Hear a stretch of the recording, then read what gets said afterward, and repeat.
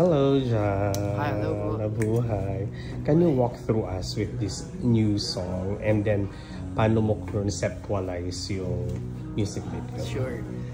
Ginawa ko yung Tanaw kasi gusto ko makagawa ng wedding song at love song na nagpapakita ng feelings na sobrang gaan lang, floaty. At inisip ko yung concept or description ng song naman ito ay nagpapakita siya ng parang kahit anong mangyari, malayo man o malapit, yung mahal mo pa rin sa buhay, yung tanaw-tanaw mo.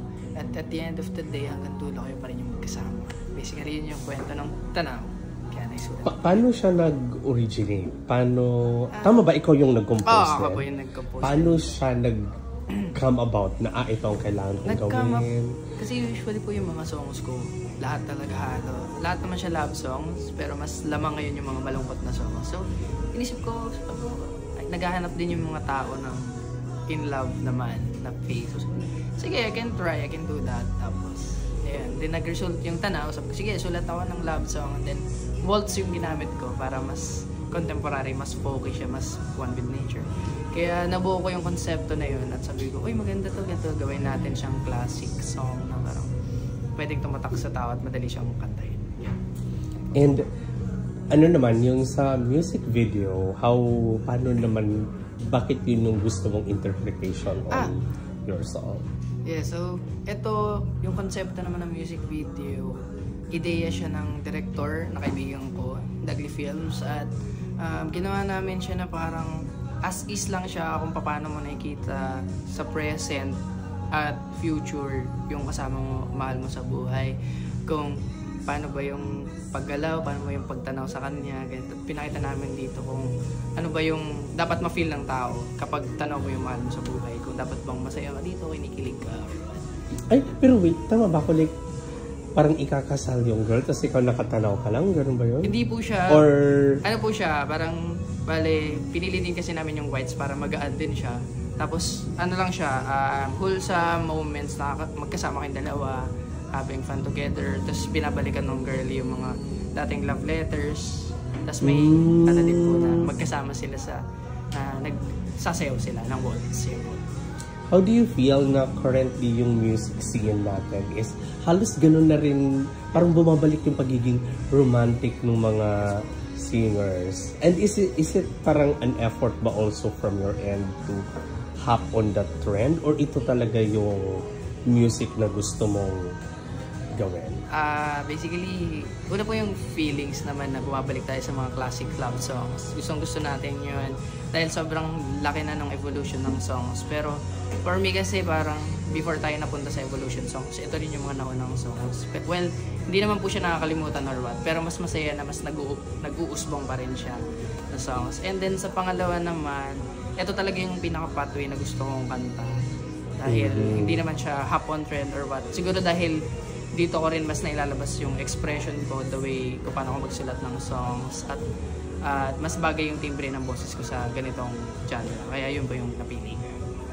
And sino yung inspiration mo in terms of your music and your creativity? So, unang-una syempre yung parents ko, especially yung lola ko, siya talaga yung nag-push sa akin ng music.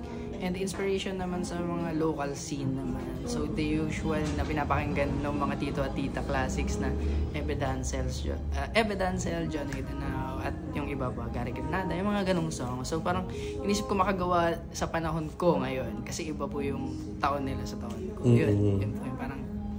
Pero, ikaw ba, feeling mo marami, malaki talaga yung audience nung ganitong klaseng kanta?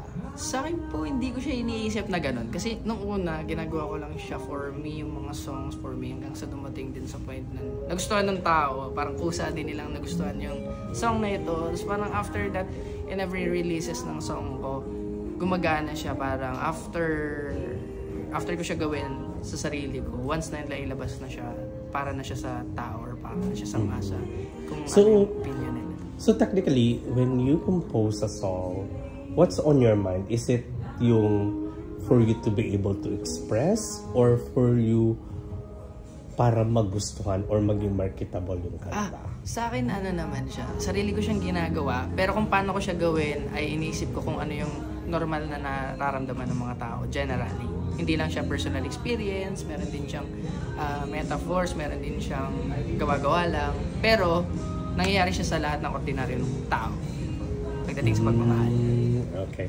And last na lang, I wish this becomes a parang yung parang mga pang JS prom anthem, di ba? Parang ganun yung yun nga, parang pang first dance. Ganun po talaga yung isa sa goal ko sa song na to.